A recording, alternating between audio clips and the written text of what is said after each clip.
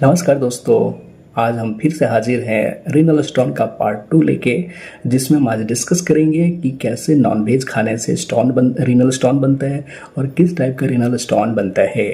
तो आप मेरे साथ बने रहिए। मैं हूं doctor Santosh Pandit, general and laparoscopic surgeon.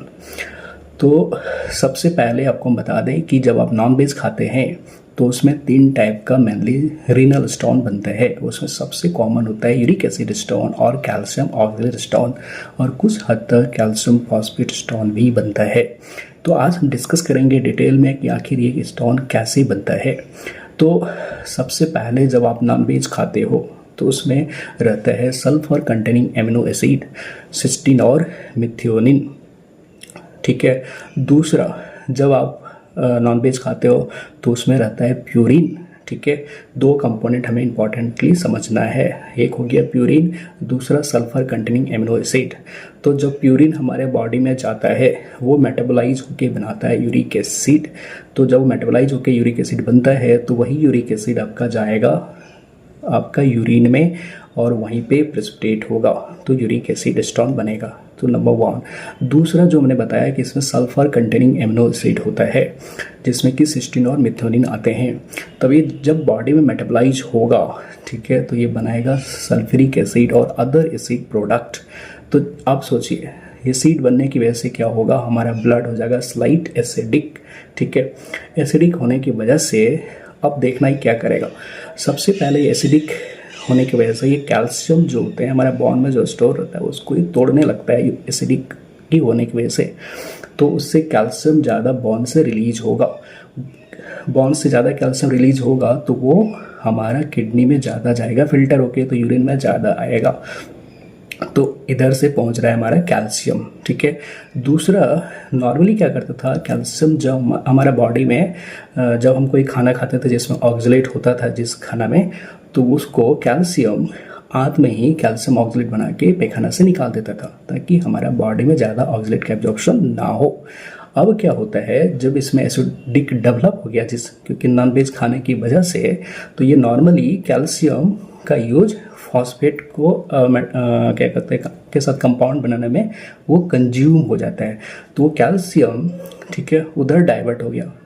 ये एसिडिक में हो रहा है, नॉर्मल में ऐसा नहीं होता है।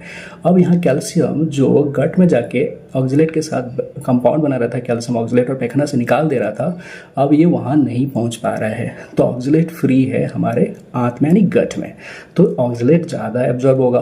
ऑक्सलेट ज़्यादा एब्जॉर्ब होने की वजह से हमारा बॉडी में ज़्यादा ऑक्सलेट आ रहा है, तो ज़्यादा ऑक्सलेट फिल्टर होगा एंड यूरिन में ज़्यादा ऑक्सलेट जाएगा, जिसके वजह से उधर से आया था कैल्शियम, उधर से ऑक्सलेट, तो बन गया कैल्शियम ऑक्सलेट।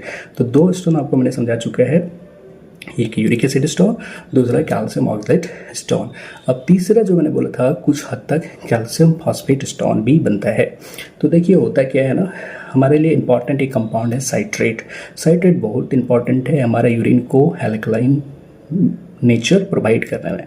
ठीक है।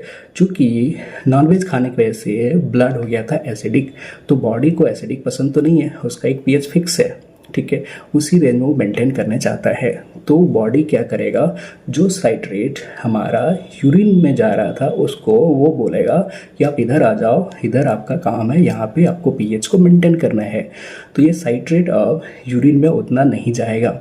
तो फॉस्फेट, नॉर्मली साइट्रेट एल्कलाइन जो यूरिन को रख रहा था, जिसके वजह से कैल्शियम फॉस्फेट स्टोन नहीं बन रहे थे।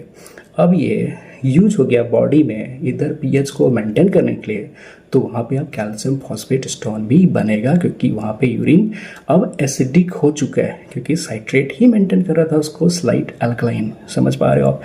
तो आशा करते हैं कि आपको ये बात समझ में आ गया होगा कि कैसे नॉनवेज खाने से uric acid stone, calcium oxalate stone और कैल्शियम फॉस्फेट स्टोन बनता है। फिर नेक्स्ट वीडियो में आपसे हम डिस्कस करेंगे कि हम कैसे साइट्रेट को बढ़ाएं जिससे कि हमारे तीनों स्टोन ना फॉर्म हो। ठीक है।